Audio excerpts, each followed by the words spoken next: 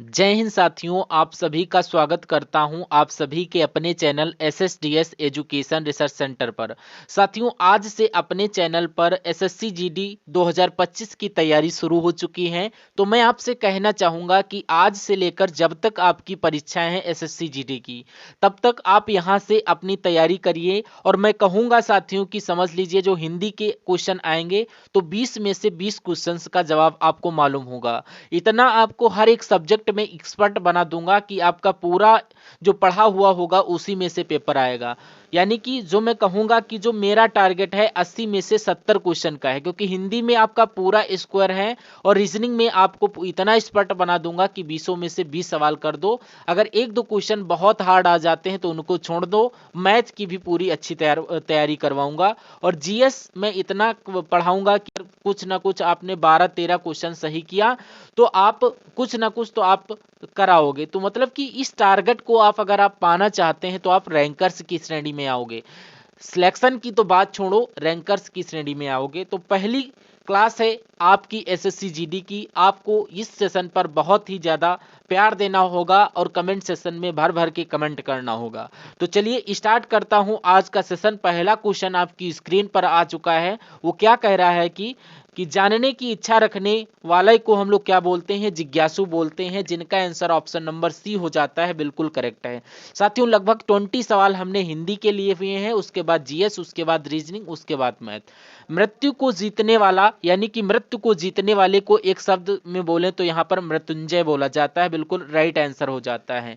उसके बाद देखिए अगला क्वेश्चन है कि जो बहुत बातें करता हो उसको क्या अगम बोला जाता है, वाचाल बोला जाता है, लुब्ध बोला जाता है, रूपक कहा जाता है? तो उसको वाचाल बोला जाता है। आंसर आपका बी के साथ जाएगा।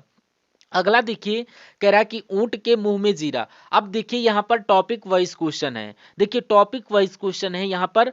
ऊंट के मुंह में जीरा, देखिए बहुत अधिक खाने वाले को बहुत कम मिलना, जानवर को दवाई देना, बड़े प्राणी को सांत्वना देना, या बहुत बड़े प्राणी का भोजन बनना। यानी यहाँ पर बहुत अधिक खाने वाले को बहुत कम देना, जिनका ऑप्शन नंबर ए है बिल्कुल करेक्ट है। अब जूते चाटने का मतलब यहाँ पर क्या होता है साथियों? तो इधर उधर घूमना, या घूस देना, या जूतों को चमकदार बनाना, खुशामद करना। तो इसका क्या साथियों राइट आंसर हो जाता है? तो मैं कहूंगा किसी की खुशामद की जाती है तो दूसरा बंदा क्या कह रहा है कि ये तो जूते चाट रहा है। तो कुल मिला के आपका आंसर नंबर डी हो जाता है। अगला क्वेश्चन, अक्ल पर पत्थर पड़ना, इसका मतलब मूर्ख बन जाना, अपमानजनक बात करना, या बुद्धि भ्रष्ट हो जाना, या बेफिक्र होना। तो मैं कहूंगा ए नंबर आंसर आपका राइट हो जाता है। अवसर का लाभ उठाना, यानी कि बहती गंगा में हाथ धोना। बिल्कुल सही, पहला पड़ाव पहला ही आपका राइट आंसर हो जाता है। साथियों, जो आपका एग्जाम है एसएससी जीडी 2025 का, तो अगर इस एग्जाम को आप पास करना चाहते हो तो मैं आपके लिए बहुत ही शानदार लेक्चर लाने वाला हूं। इसमें आपको कई ढेर सारे क्वेश्चंस पेपर और मॉडल पेपर सॉल्व करवाए जाएंगे, जो कि मेरे इस चैनल पर आपको मिलेंगी सारी वीडियोस। तो अभी तक अगर आपने चैनल को विजिट किया है और सब्सक्राइब नहीं किया है तो लेटेस्ट नोटिफिकेशन, लेटेस्ट लेक्चर के लिए आप लोग प्लीज चैनल को भी सब्सक्राइब कर लेना। और ए टू जेड आपकी तैयारी करवाई करवाएगी। मैं कहूंगा इसमें तकरीबन तकरीबन आपके बहुत सारे क्वेश्चंस देखने को मिलेंगे आपके पेपर में। तो यहां पर आपको 10 मॉडल पेपर आपको करवाऊंगा और इसमें सभी प्रकार के मैथ और रीजनिंग के क्वेश्चन कंप्लीटली आपको करवाऊंगा। और इसके अलावा आपको 2024 की जो करंट अफेयर के क्वेश्चन होंगे वो पूरी 2024 के आएंगे। तो सबसे इंपॉर्टेंट और सबसे शानदार 1000 क्वेश्चंस आपको करवाऊंगा। और ये पूरा स्टडी मटेरियल सिर्फ और सिर्फ एसएसडीएस एजुकेशन रिसर्च सेंटर पर अवेलेबल होगा। तो अगर आप इस सेशन को देखना चाहोगे, इन सभी के हकदार बनते हो, तो प्लीज अगर चैनल को सब्सक्राइब नहीं किया है तो प्लीज चैनल को सब्सक्राइब कर लेना, बेल आइकन को प्रेस कर लेना, ताकि हमारी वीडियो की नोटिफिकेशन आप तक पहुंचती रहे और आप हमारी वीडियो को वॉच करते रहें और अपनी जानकारी को और भी बेस्ट बनाएं, बेस्ट से बेस्ट तैयारी को अपनी पूर्ण करें। तो अगर एग्जाम से पहले आप ये सारे सेशन देखते हैं तो आपको बहुत सारा लाभ मिलेगा। अब उसके बाद देखिए साथियों, नेक्स्ट नंबर का सवाल आपकी स्क्रीन पर आपसे पूछा जा रहा है कि वाक्यों में शुद्ध वाक्य का चयन करना है। इसमें से कौन सा वाक्य शुद्ध रख रहा है? वह एक महिला विद्वान थी क्या? मतलब वह एक महिला विद्वान थी क्या? और वह एक विदुषी महिला थी, और एक विदुषी, ये तो क्रम ही गलत हो गया हम लोगों का, ये भी गलत हो जाएगा। और वह एक महिला थी विद्वान, या वह एक विदुषी महिला थी, क्या यहाँ पर होना चाहिए साथियों, आप लोग हमें बताइए। यहाँ पे आपका जो वह एक विदुषी महिला थी, ये आपका राइट आंसर हो जाता है। और जिनका आंसर नंबर बी है वो लोग बिल्कुल करेक्ट हो जाते हैं। तो वह एक विदुषी महिला पर आपका राइट आंसर जाता है। अगला क्वेश्चन है, बोला है कि वह प्रमाण सहित, इसमें आपको बताना है कि कौन सा वाला सही लग रहा है।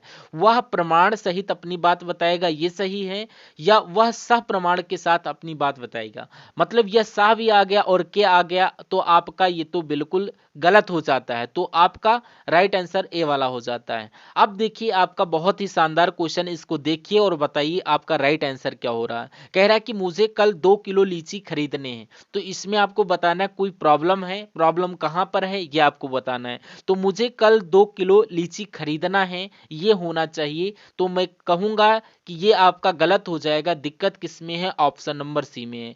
तो अगला क्वेश्चन देखिए कि अपनी अपनी किताबें जो हैं बस्ते में डाल दो, यानी अपने अपनी किताबें बस्ते में डाल दो, ये नहीं होना चाहिए। यहां पर आपको अपनी अपनी होना चाहिए, यानी कि दिक्कत ए वाले ऑप्शन में हो रखा है। अगला क्वेश्चन है कि यहां पर दिया गया है माता जी को आशीर्वाद या शुभकांक्षा या प्रमाण या स्नेह। तो मैं कहूंगा कि माता जी को प्रणाम होना चाहिए। Option number C right answer हो जाता है। अगला क्वेश्चन है कि ऐसा व्यक्ति जिसके आने का दिन और जाने का दिन या समय से पहले निश्चित नहीं होता है तो उसको अभ्यागत बोलते हैं, गणमान्य बोलते हैं, अतिथि बोलते हैं, उसको क्या बोला जाता है, ये आपको साथियों फटाफट बताना है। तो यहां पर देखिए और बताइए राइट आंसर क्या हो जाता है। तो यहां पर अगर हम बात करें उसको अतिथि बोला जाता है, कि जिनका आंसर ऑप्शन नंबर सी के साथ है, मैं कहूंगा बिल्कुल करेक्ट है। अगला क्वेश्चन आपकी स्क्रीन पर, हमारा जन्मसिद्ध अधिकार क्या है, स्वच्छंदता, मुक्ति, स्वामित्व या स्वतंत्रता। तो मैं कहूंगा स्वतंत्रता यहां पर सबसे सटीक आपका आंसर बोलता है। अगला क्वेश्चन आपकी स्क्रीन पर बोला जा रहा है कि जिसे पराजित ना किया जा सके उसके लिए एक शब्द क्या बोला जाता है, उसको पराजित बोला जाएगा, ये नहीं, पराजय अपराजय बोला जाएगा। यहां पर अपराजय बोला जाएगा साथियों, जिनका आंसर बी है बिल्कुल करेक्ट है। अगला सवाल है, देखिए और बताइए सही जवाब क्या होगा। और साथियों अगर आपने इस वीडियो को अभी तक लाइक नहीं किया है तो वीडियो को लाइक कर दीजिए, और चैनल को अगर अभी तक सब्सक्राइब नहीं किया तो प्लीज चैनल को भी सब्सक्राइब कर लीजिए। यकीन मानिए साथियों कि आपकी हिंदी की और रीजनिंग की इतनी तगड़ी तैयारी करवाऊंगा कि इन सभी तीनों सब्जेक्ट में आप 100% कोशिश करेंगे। देखिए सिलेक्शन जो होता है, ये बहुत सारे बच्चों ने बताया है कि सिलेक्शन जो होता है कुछ सेलेक्टेड बच्चे होते हैं जिनका इंटरव्यू वगैरह होता रहता है। तो उन्होंने ये बताया कि सबसे ज्यादा मैथ रीजनिंग पर, सबसे ज्यादा हिंदी रीजनिंग पर सबसे ज्यादा फोकस किया, और उसके बाद मैथ, और उसके बाद जब जितना समय बचा उसके बाद जीएस पर। अब ऐसा नहीं कि जीएस इंपॉर्टेंट है, जीएस भी बहुत इंपॉर्टेंट है, रैंक बढ़ाने के लिए कारगर होती है। तो चलिए कुल मिलाकर ग्रहों के नाम कैसे होते हैं ये आपसे यहाँ पर पूछा जा रहा है। तो चलिए यहाँ पर बताइए क्या होता है आपका आंसर। तो आप लोग ध्यान रखेंगे कि ग्रहों के नाम पुल्लिंग होते हैं। देखिए यहाँ पर जो पुल्लिंग होगा ये आपका बिल्कुल सही जवाब हो जाता है।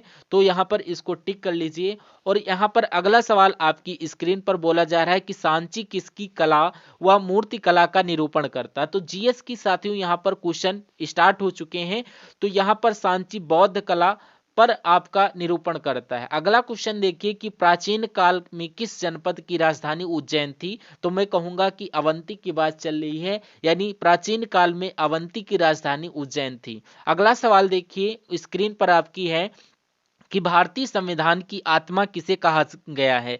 क्या धार्मिक स्वतंत्रता को, नहीं, समानता का अधिकार, नहीं, संवैधानिक उपचारों का, नहीं, ये आपका प्रस्तावना को बोला जाता है, राइट आंसर हो जाता है। अगला देखिए कि पंचायती राज्य का सबसे छोटा अंग है। तो आपका यहां पर ग्राम पंचायत सबसे राइट आंसर हो जाता है, ऑप्शन नंबर डी। अगला देखिए क्वेश्चन आपकी स्क्रीन पर बोला जा रहा है किस राज्य की सीमा चीन से जुड़ी हुई है। तो साथियों यहाँ पर जो आपका अरुणाचल प्रदेश की सीमा है ये आपकी चीन से जुड़ी हुई है, राइट आंसर आपका डी के साथ जाएगा। अगला सवाल देखिए कि चंडीगढ़ नगर का वास्तुविद कहा जाता है। मतलब कि यहाँ पर आपसे पूछा जा रहा है साथियों, क्या अगर आप ये सवाल, आपके सवाल जो है एग्जाम में आ जाता है तो ये आप लोग लेख कॉवुजियर का नाम याद रखेंगे जो कि वासुविद कहलाए जाते हैं। अगला सवाल देखिए कि गोबर गैस में मुख्य रूप से पाई जाती है, तो यहाँ पर मीथेन गैस पाई जाती है, तो बिल्कुल यहाँ पर मीथेन गैस राइट हो जाता है। उसके बाद अगला सवाल देखिए कि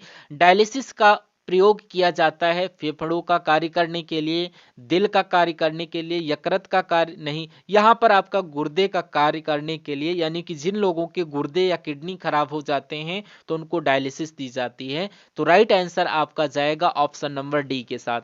अगला क्वेश्चन आपकी स्क्रीन पर कि निम्नलिखित में कौन विषाणु के द्वारा होने वाली बीमारी है। कुछ बीमारियां जो होती हैं विषाणु यानी वायरस के द्वारा हो जाती हैं, तो इनमें से जो पोलिया जो बीमारी होती है विषाणु के द्वारा हो जाती है, तो ये ऑप्शन नंबर सी के साथ हो जाता है। अगला क्वेश्चन है कि तकनीकी शहर के नाम से जाना जाता है, तो यहाँ पर फटाफट आपको बता देना है कि तकनीकी शहर के नाम से किसे जाना जाता है। तो यहाँ पर अगर आपका जवाब बंगलुरु है तो यहाँ पर बिल्कुल सही जवाब यानी बेंगलोर को ही तकनीकी शहर बोला जाता है। अगला सवाल देखिए कि सार्क की स्थापना कब हुई थी। देखिए इसकी स्थापना कब हुई थी, 1985 में हुई थी, तो राइट आंसर आपका डी नंबर हो जाता है। अगला क्वेश्चन देखिए बोला जा रहा है कि भारत का प्रसिद्ध मुगल गार्डन कहाँ पर है। तो अगर बात करें मुगल गार्डन कहाँ पर है, तो ये दिल्ली में स्थित राष्ट्रपति जो भवन है वहां पर स्थित है। तो आपका जो यहाँ पर सी नंबर ऑप्शन बिल्कुल राइट आंसर हो जाता है।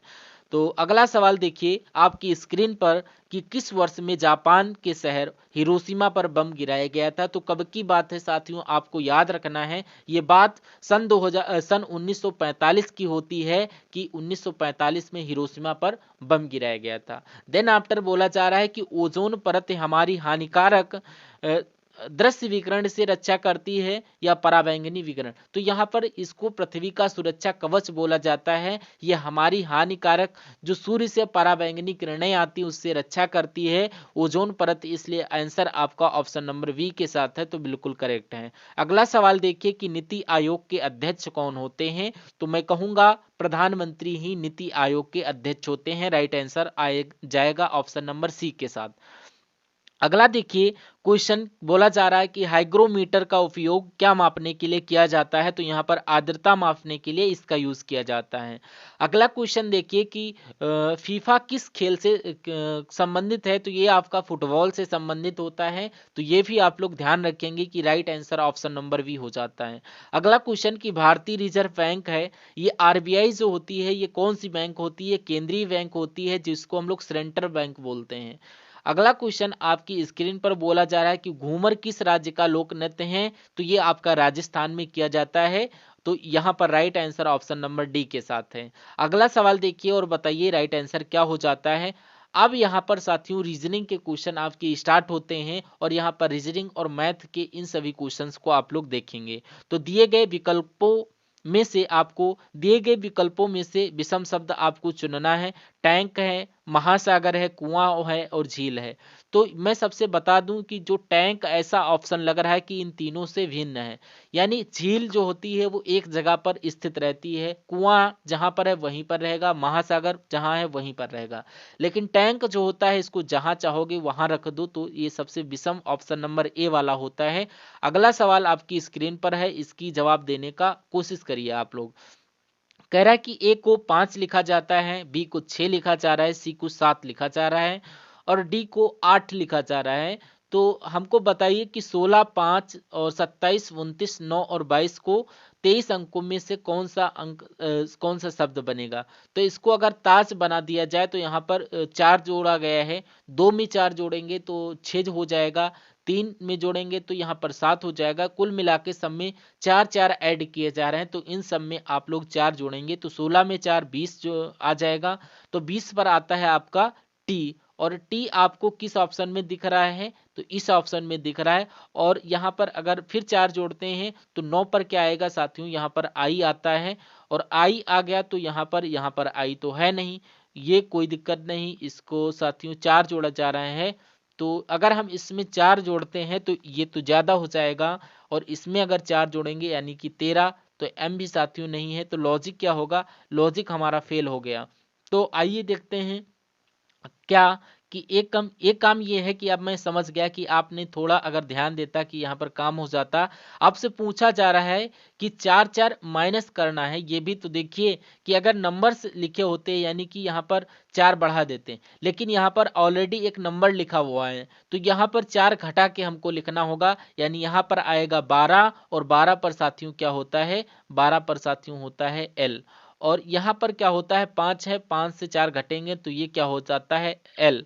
तो सॉरी यहाँ पर अगर ए आएगा, अगर 23 पर होता है डब्ल्यू, तो कुल मिला के मैं कहूँगा आंसर आपका जाएगा ऑप्शन नंबर बी के साथ। अगला सवाल आपकी स्क्रीन पर पहुंच रहा है, देखिए और बताइए आपका सही जवाब साथियों किस ऑप्शन के साथ जाएगा। बोला जा रहा है कि प्रश्न आकृति देखिए, यानी इस पे ये आकृति बनाई गई है, यानी कि इसमें क्या बनाया जा सकता है। तो देखिए मैं कहूँगा 1 2 3 लाइनें हैं, मतलब कि 4 लाइनें होगी। अब आपको क्या करना है, एक लाइन आपको दिख रही है तो आपको देखना चाहिए कि 2 लाइन हो जाना चाहिए। अब 2 लाइन इसमें है नहीं, इसमें तो 3 लाइनें हैं, इसमें 2 लाइनें हैं। अब आपको बताना है कि यहाँ पर क्या बनेगा, ये साथियों आपका बनेगा, क्या बनेगा वो आपको बताना है। तो ऐसा तो पॉसिबल ज़्यादा नहीं, लेकिन इसकी ज़्यादा पॉसिबिलिटी लग रही है, एक लाइन ऐसे लिखी हुई है, क्योंकि इधर के लिए एक लाइन लिखी हुई तो यहाँ पर भी ऐसी लाइन लिखी होनी चाहिए। तो मैं कहूँगा ऑप्शन नंबर बी के साथ हमारा आंसर जाएगा।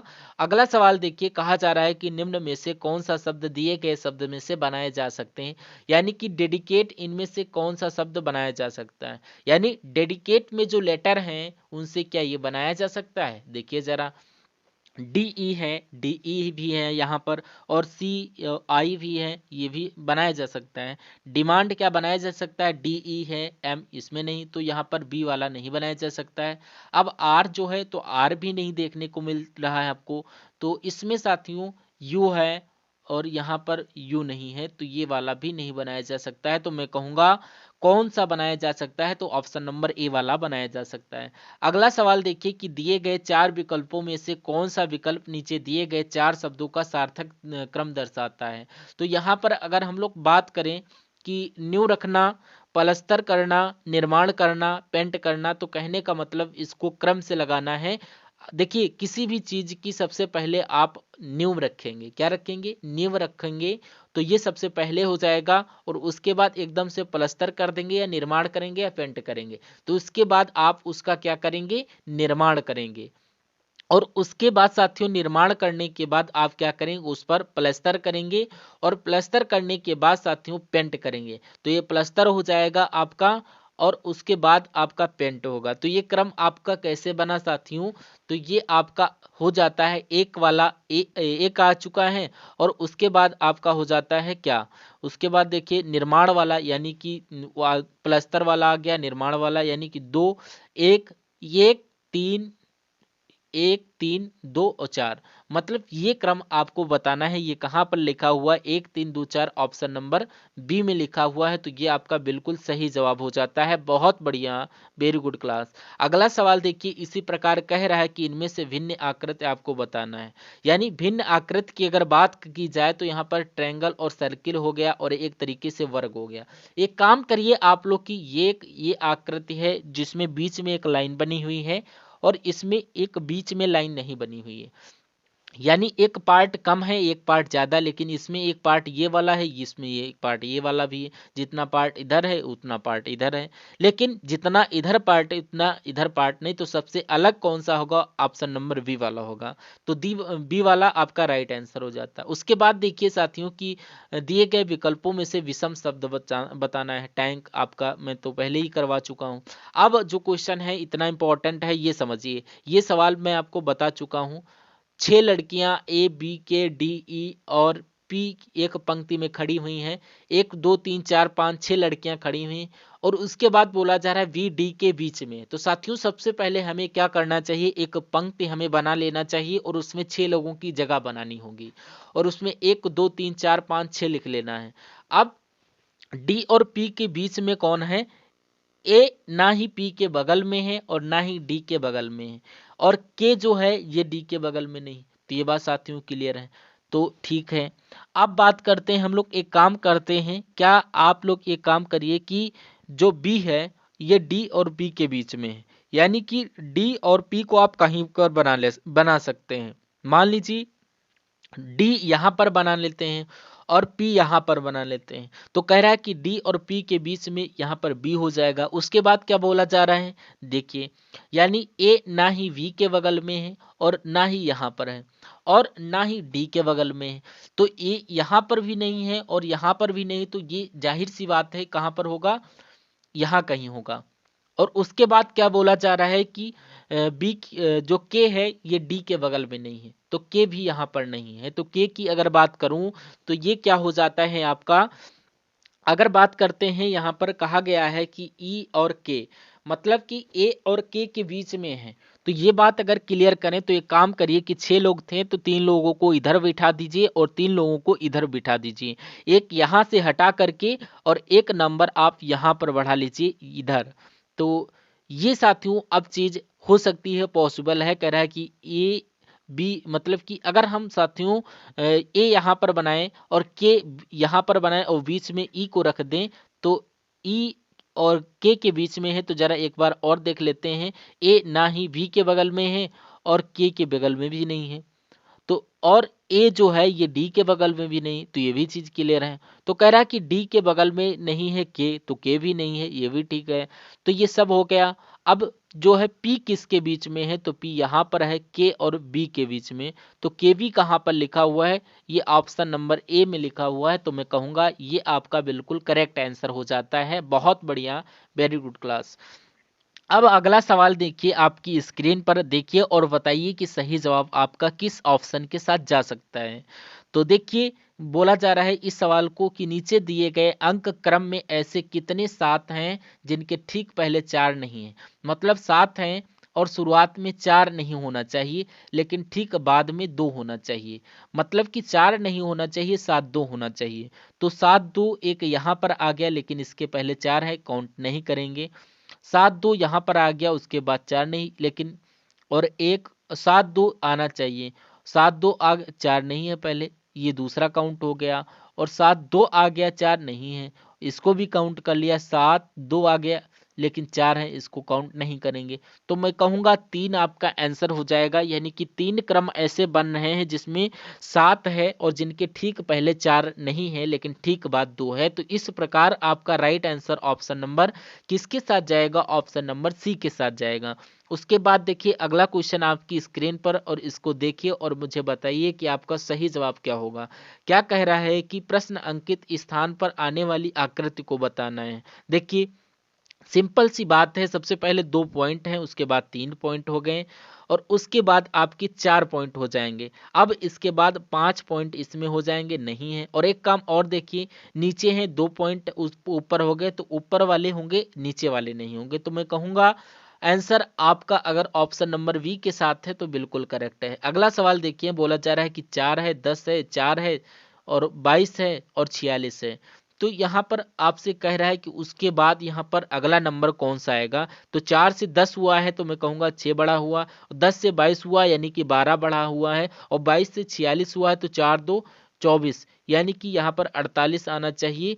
कैसे, 6 दूना 12 और 12 दूना 24, यहाँ पर 46 और 48 कितना होता है, मैं कहूँगा यानी 94 हो जाता है। तो 94 ऑप्शन में है, तो बिल्कुल ऑप्शन नंबर डी वाले में है, तो ये क्या होगा साथियों, आपका बिल्कुल करेक्ट आंसर हो जाता है।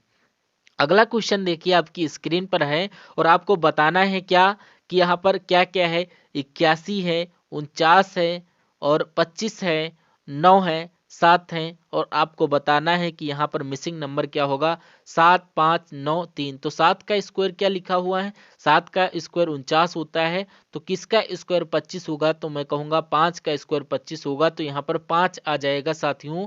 यहाँ पर साथियों आंसर आपका 5 आएगा, और जिनका भी आंसर 5 है तो मैं कहूँगा आंसर बिल्कुल आपका करेक्ट है। अगला सवाल है साथियों आपकी स्क्रीन पर है, इस सवाल को देखिए और इसका भी आंसर मुझे आप लोग बताइए। चलिए, कह रहा है कि ए का अर्थ है जोड़ना, तो ए जहां पर दिखे आपको वहां पर जोड़ना मतलब कि प्लस, और बी का अर्थ है घटाना, और सी का अर्थ है गुणा, और डी का अर्थ क्या हो जाएगा, भाग करना।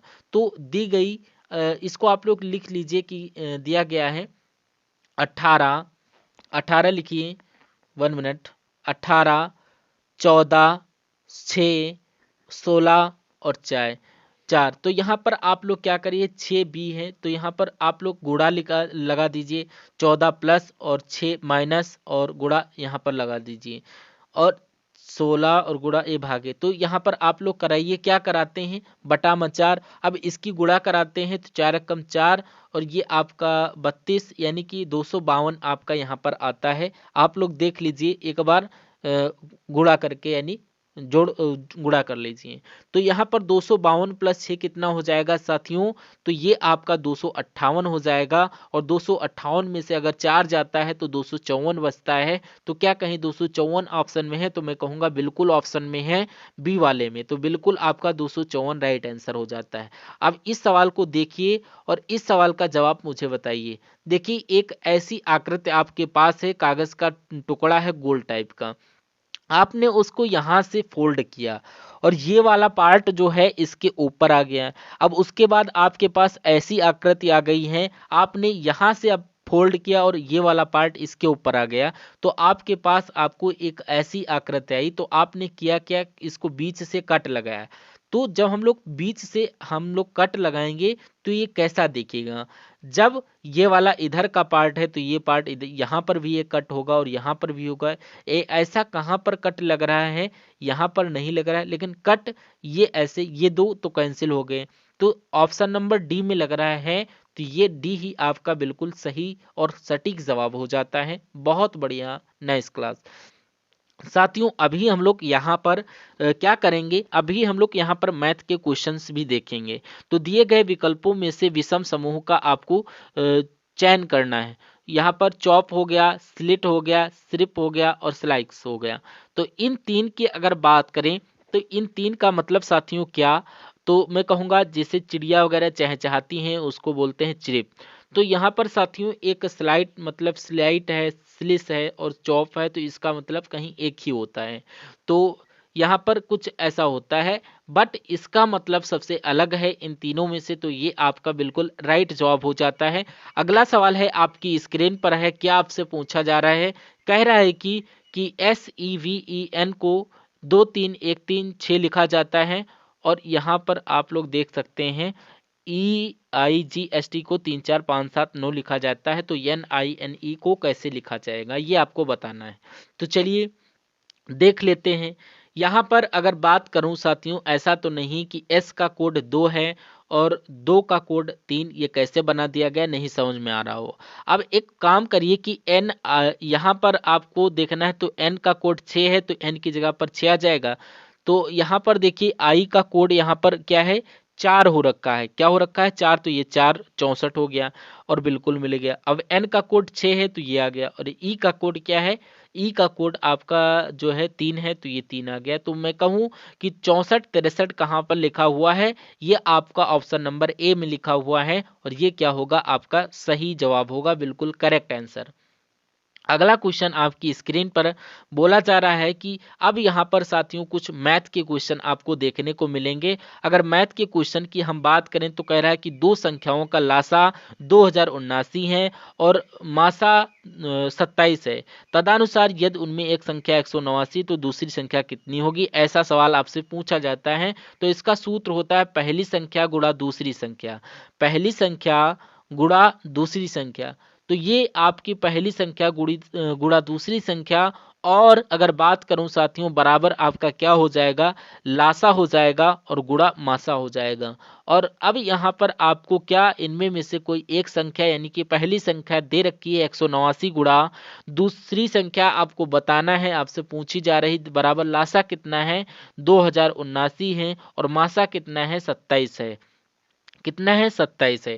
तो आप लोग एक काम करिए 289 यहाँ पर नीचे आ जाएगा और यहाँ से हटा देता हूँ, इरेज कर देता हूँ, तो ये आपका हो जाता है। अब साथियों इसको कट करना है, क्या 9 से कटेगा, तो ये आपका कट जाएगा बिल्कुल, 9 त्रिक 27 और यहाँ पर 3 और 7, मतलब क्या ये कट जाएगा साथियों, 2079/7 है। तो यहाँ पर 7 दूना 14, 6 आ गया साथियों, 7 7 49 ये आपका 63 हो जाएगा यहाँ पर, तो यहाँ पर 7×9 = 63, और अगर यहाँ पर बात करें 4×7 = 49, यानी कि 297 आ गया। तो 297 किस ऑप्शन में है? ये ऑप्शन नंबर ए वाले में है, तो यही आपका बिल्कुल राइट आंसर हो जाता है। अब उसके अगले नंबर का सवाल देखते हैं। आपसे पूछा जा रहा है, कहा जा रहा है कि एक आदमी की कुल आय 5200 रुपये है। अब इनमें से 3000 रुपये क्या हो जाता है? उसका कर हो जाता है। टोटल इनकम जो है वो 5200 है, लेकिन इन 5200 में से 3000 रुपये की जब हम लोग बात करते हैं, तो ये 3000 रुपये पर क्या टैक्स नहीं लगता है? ये सबसे अच्छी बात है, टैक्स नहीं लगता है, और ये सबसे अच्छी बात हो गई। तो कुल मिला के आप लोग देखिए कि जो जो चीज़ें आपको समझाई जाएं, उन सभी चीज़ों को आपको यहाँ पर देखना है।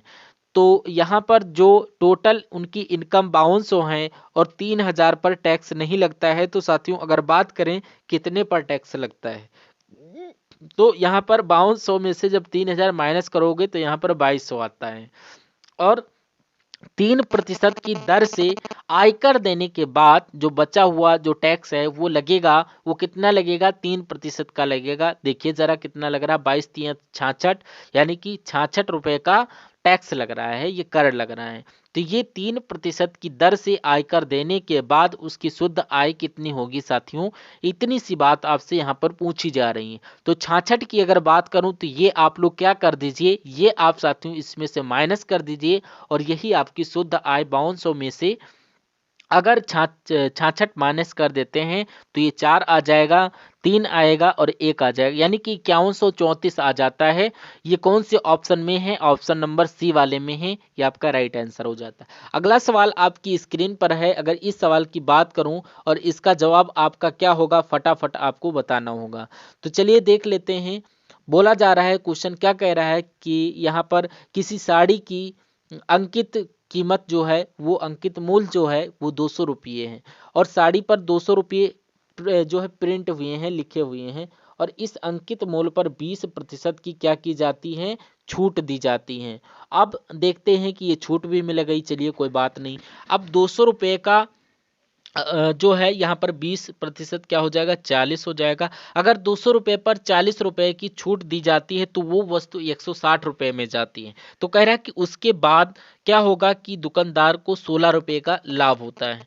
तो यहाँ पर 16 रुपये लाभ भी है, तो एक तरीके से विक्रय मूल्य है। तो मैं कहूँ क्रय मूल्य कितना होगा, तो उसमें से 16 घटा दो, तो इसमें से अगर हम घटाएंगे 16 लाभ में से, तो यहाँ पर आपका क्या हो जाता है?